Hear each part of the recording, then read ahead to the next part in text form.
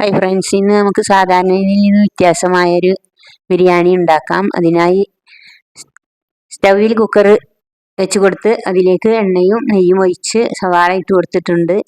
ഗ്രാമ്പൂ, പട്ട, ഏലക്ക അതിൽ തന്നെ ഇട്ട് കൊടുത്തിട്ടുണ്ട് മുഴുവനായിട്ടുള്ളത്. ഇനി നമുക്ക് മറ്റേ അപ്പുറത്തെ സ്റ്റൗവിൽ ചട്ടി വെച്ച് കൊടുത്തിട്ട്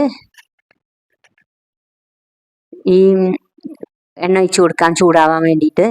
ഇതിലേക്ക് കുറച്ച് വേഗം വഴണ്ടി കിട്ടുന്നതിന് വേണ്ടി ഉപ്പുവെള്ളം ഒഴിച്ച് കൊടുത്തിട്ടുണ്ട്.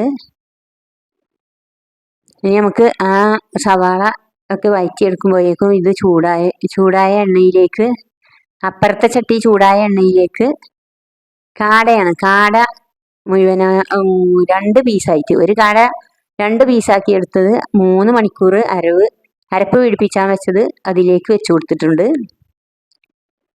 പിന്നെ റൈസ് നന്നായി കഴുകി വൃത്തിയാക്കി വെച്ചിട്ടുണ്ട്. 1 കപ്പ് റൈസിന് 2 കപ്പ് വെള്ളം എന്ന നിരക്കിൽ ഇതിലേക്ക് ഒഴിച്ചു കൊടുത്ത് വൃത്തിയാക്കി, വെള്ളം തിളച്ചപ്പോൾ വൃത്തിയാക്കി വെച്ച അരി അതിലേക്ക് ഇട്ട് കൊടുത്തിട്ടുണ്ട്. അപ്പോഴേക്കും കാട പൊരിഞ്ഞു വന്നിട്ടുണ്ട്, നന്നായി വെന്ത് വന്നിട്ടുണ്ട്, ഫുൾ വേവായിട്ടുണ്ട്. ഫുൾ വേവാക്കി കോരി.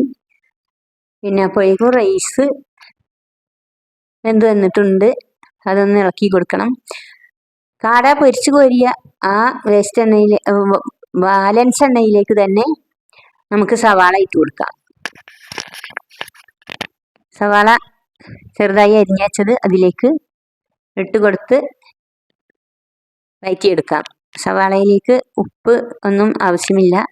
പൊരിച്ചപ്പം ആ കാടയിലുള്ള ഉപ്പൊക്കെ അതിലേക്ക് കലർന്നത് കൊണ്ട് തന്നെ വേഗം വഴറ്റി കിട്ടുന്നതിന് വേണ്ടിയുള്ള ഉപ്പ് നമുക്ക് ഒഴിവാക്കി കൊടുക്കാം. അപ്പം റൈസ് ഏകദേശം വെന്ത് വന്നിട്ടുണ്ട്, അതൊന്ന് നന്നായി ഇളക്കി കൊടുക്കാം. റൈസിന് ഒരു അല്പം വെള്ളം കൂടുതൽ വെച്ച് നന്നായി വേവിക്കലാണ് ഞങ്ങൾ. ഇനി ആ സവാള വഴറ്റി വന്നതിലേക്ക് ഇഞ്ചി, വെളുത്തുള്ളി, പച്ചമുളക് എന്നിവ ചതച്ചത് ഇട്ട് മിക്സ് ചെയ്ത് കൊടുക്കാം.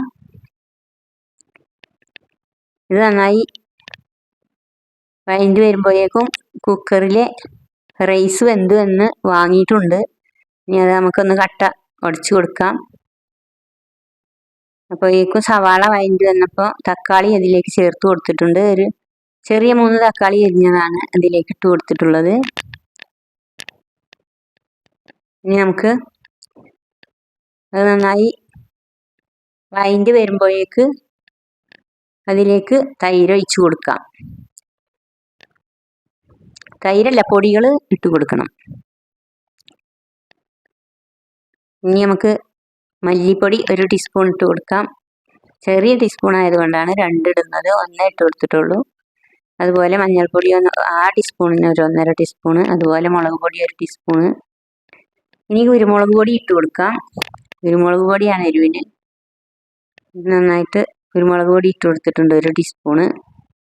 ഇവിടെ എരി കുറവ് ആണ് നമ്മുടെ വീട്ടിൽ. ഇനി പെരുംജീരകപ്പൊടിയും കൂടെ ഇട്ട് കൊടുത്തിട്ടുണ്ട്.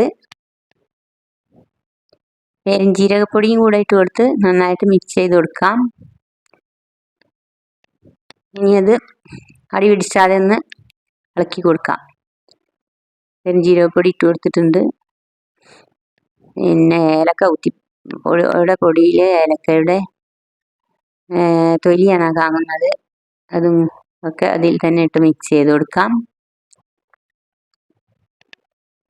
ഇനി നമുക്ക് അതിലേക്ക് ഒരു നല്ലോണം 2 ടേബിൾ സ്പൂണ് തൈര് ഒഴിച്ചു കൊടുക്കാം. തൈരും ചെറുനാരങ്ങയുടെ ജ്യൂസും കൂടെ ഒഴിച്ചു കൊടുത്താൽ അടി പിടിക്കലൊക്കെ മാറി നന്നായിട്ട് അത് ലൂസായിട്ട് കിട്ടും. അത് നന്നായി മിക്സ് ചെയ്ത് അതിലേക്ക് നമുക്ക് പൊരിച്ചെടുത്ത കാട വെച്ച് കൊടുക്കണം.